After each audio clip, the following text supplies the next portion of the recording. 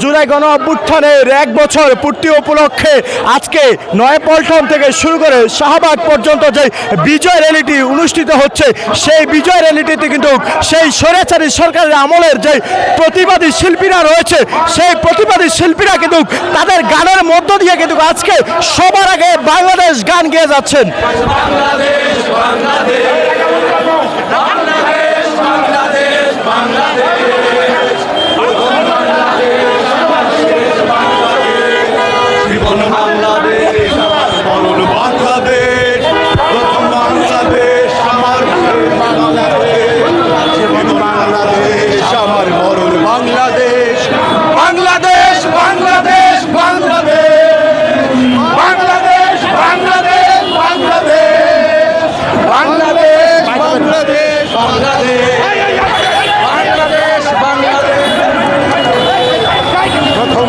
যেমনটি আপনাদেরকে দেখাচ্ছিলাম, বিএনপির সেই